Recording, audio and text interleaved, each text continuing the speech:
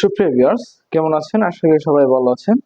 আজকে আমরা ডিসকাশন করব গার্মেন্টস ম্যানুফ্যাকচারিং এর কোয়ালিটি ইনচার্জের কাজ কি এবং তার জব রেসপন্সিবিলিটি এবং তার কেপিআই নিয়ে আমরা আজকে ডিসকাশন করব। সো আমি মুস্তাফিজুর রহমান বরাবরের মতো হচ্ছে কন্টেন্ট নিয়ে হাজির হয়েছি এবং আজকে কন্টেন্ট হচ্ছে একজন কোয়ালিটি ইনচার্জের মেইন জব রেসপন্সিবিলিটি নিয়ে আমরা আজকে ডিসকাশন করব। সো ফার্স্টলি হচ্ছে আমরা যদি কথা বলতে যাই, এই যে কোয়ালিটি ইনচার্জ তার হচ্ছে আন্ডারে থাকে quality controller, line quality, quality checker, quality inspector, তারপর লাইন কিউসি বলতে পারি। তারা হচ্ছে কোয়ালিটি ইনচার্জের আন্ডারে থাকে। তো কোয়ালিটি ইনচার্জ আবার সেকশনে সেপারেট সেপারেট হয়, যেমন কাটিং সেকশনের জন্য কাটিং কোয়ালিটি ইনচার্জ, সুইং সেকশনের জন্য সুইং কোয়ালিটি ইনচার্জ, ফিনিশিং এর জন্য ফিনিশিং কোয়ালিটি ইনচার্জ, এরকম সেপারেট সেপারেট থাকে। সো এই এক ভিডিওতেই আমরা অল সেকশনের কোয়ালিটি ইনচার্জের জব রেসপন্সিবিলিটি নিয়ে ডিসকাশন করব। সো ফার্স্ট টু লাস্ট পর্যন্ত সাথেই থাকবেন, যাতে আমরা এ টু জেড ডিটেইলস ডিসকাশন করতে পারি এই ভিডিওর মাধ্যমে। সো আমরা যদি বলতে চাই যে কাটিং কোয়ালিটি ইনচার্জ এবং বা কাটিং বা স্টোর কোয়ালিটি ইনচার্জ নিয়ে যদি কথা বলি, স্টোর কোয়ালিটি ইনচার্জ। সো আমরা এজ ওয়েল স্টোরে যে কাজগুলো আছে, যখন স্টোরে ট্রিম অ্যাক্সেসরিজ ইন হাউস হয় তখন সেইখানে কিন্তু ইনভেন্টরি হওয়ার সাথে সাথে 72 ঘন্টার মধ্যে ইন্সপেকশন এবং টেস্টিং কমপ্লিট করতে হয়। So as a store quality incharge হিসেবে তার এই 72 ঘন্টার মধ্যে, যেমন ট্রিমস এর ক্ষেত্রে হচ্ছে যদি কাউন্টেবল হয় ইকুয়াল বেস, এবং যদি নন কাউন্টেবল হয় তাহলে হচ্ছে এস পার 10% উইদিন 2% 3% টলারেন্সের মধ্যে ইন্সপেকশন, এবং ফেব্রিক ক্ষেত্রে হচ্ছে 4 পয়েন্ট সিস্টেম ইন্সপেকশন, এবং তারপর হচ্ছে আপনার এখানে শ্রিঙ্কেজ, তারপর হচ্ছে শেড সেগ্রিগেশনস এবং আদার যে টেস্টিং ম্যাটারগুলো থাকে এগুলো প্রপারলি হচ্ছে কিনা সেগুলো ফলো আপ করা, যে ম্যান পাওয়ার যদি কোনো ইস্যু থাকে সেটা রিসলভ করা এটা। এবং যদি এখানে ফেব্রিক এবং ট্রিমস ইন্সপেকশনের স্টেজে যে ধরনের ডিফিকাল্টিস গুলো রেজ হয় সেগুলোর জন্য প্রপার সলিউশন দেয় হচ্ছে স্টোর কোয়ালিটি ইনচার্জের মেইন রেসপন্সিবিলিটি। তো এজন্য হচ্ছে স্টোরের জন্য অ্যাকুরেটলি বা একদম ডেডিকেটেডলি কেউ কোয়ালিটি ইনচার্জ দেয় না, স্পেশালি হচ্ছে সে কাটিং এর সাথে কানেক্টেড থাকে।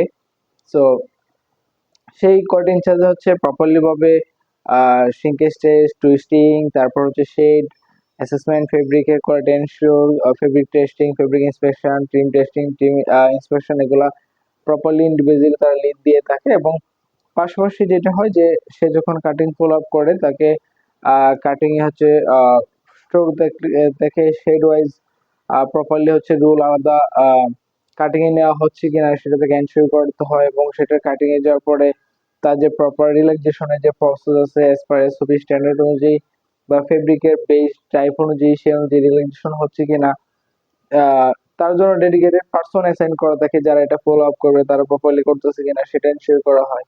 এবং রিল্যাক্সেশন দেওয়ার পরে হচ্ছে প্রপারলি হচ্ছে মার্কার ইন্সপেকশন করা হয় কিনা, মার্কার ইন্সপেকশনের পাশাপাশি হচ্ছে স্প্রেডিংটা প্রপারলি কন্ট্রোল রিপোর্ট করা হয় কিনা, তারপর after cutting top middle bottom check, এবং এটার পাশাপাশি হচ্ছে কাট প্যানেল গুলা প্রপারলি 100% অ্যাকুরেসি চেক দেওয়া হয় কিনা, কাট প্যানেল 100%। এই যে প্রসেস গুলো আছে, তার পাশাপাশি হচ্ছে ফিউজিং লিঙ্ক থাকে, ফিউজিং হচ্ছে ডাটা শিট হচ্ছে ফিউজিং মেশিন অ্যাটাচ আছে কিনা, পাশাপাশি হচ্ছে হিট সেল দিয়ে থাকে সেগুলা। তো এই স্টোর এবং কাটিং এর যত ধরনের প্রসেস রয়েছে এস পার স্ট্যান্ডার্ড এসওপি বা ফ্লোচার্ট অনুযায়ী যে কাজগুলো থাকে, সেই কাজগুলো A to Z details properly report maintain করা হচ্ছে কিনা, প্রপারলি এসওপি মেনটেন করা হচ্ছে কিনা সেটা, এখানে কোনো ধরনের গ্যাপ থাকলে, প্রসেস গ্যাপ থাকলে সেটা ফাইন্ড আউট করে সেটা টিউনিং করা, এবং properly cutting QC, store QC যারা থাকে বা কি অডিটর পার্সোনাল থাকে তাদেরকে দিয়ে কাজটা আদায় করা। যদি কোনো ম্যান পাওয়ার গ্যাপ থাকে সেটা হচ্ছে প্রক্সি বা সেটা ম্যানেজ করা। এবং এই যে স্টোর এবং কাটিং সেকশনে যে ডিফিকাল্টিস গুলো রেজ হয় সেইগুলো নিয়ে হচ্ছে আপনার ডিসকাশন করা।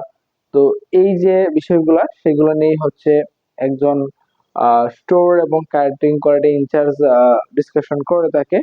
সো হোপফুলি আমরা এই ভিডিওর মাধ্যমে ক্লিয়ার যে একজন স্টোর এবং একজন কাটিং কোয়ালিটি ইনচার্জের মেইন দায়িত্ব কি। সো এটা হচ্ছে আমাদের একটা ভিডিও পার্ট 1 থাকবে যে কোয়ালিটি ইনচার্জের মেইন দায়িত্ব কর্তব্য ডিসকাশন নিয়ে।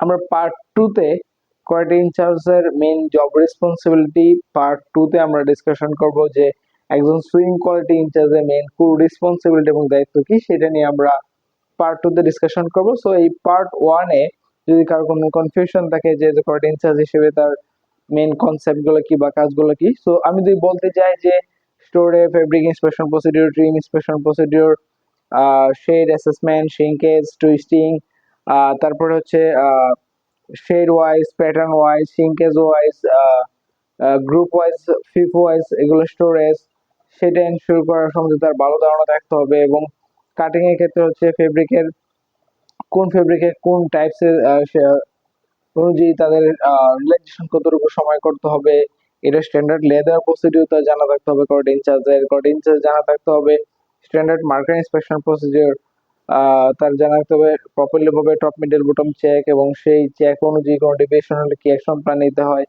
তাকে হচ্ছে রিমেন্স রিইউজের যে পলিসি সেটা তাকে ভালোভাবে জানতে হবে, যে কাট প্যানেল যে রিপ্লেসমেন্ট যে প্রসেসটা আছে সেটা তার ভালোভাবে জানতে হবে। তো এই যে বিষয়গুলো আছে সবগুলো হচ্ছে একজন কাটিং কোয়ালিটি ইনচার্জ হচ্ছে সে লিড দিবে, এবং তার আন্ডারে হচ্ছে কন্ট্রোলার কাজ করবে, এবং কন্ট্রোলার আন্ডারে হচ্ছে কোয়ালিটি ইন্সপেক্টরের কাজ করবে। প্রত্যেকের কাজটা প্রপারলি হচ্ছে কিনা সেটা লিড দিবে হচ্ছে কাটিং এবং স্টোর কোয়ালিটি ইনচার্জ। সো আমরা নেক্সট ভিডিওতে পার্ট 2 তে ডিসকাশন করব একজন সুইং কোয়ালিটি ইনচার্জের মেইন রেসপন্সিবিলিটি এবং দায়িত্ব নিয়ে।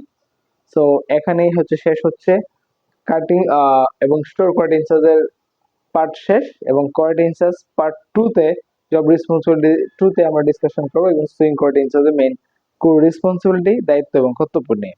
ওকে, থ্যাংক ইউ অল।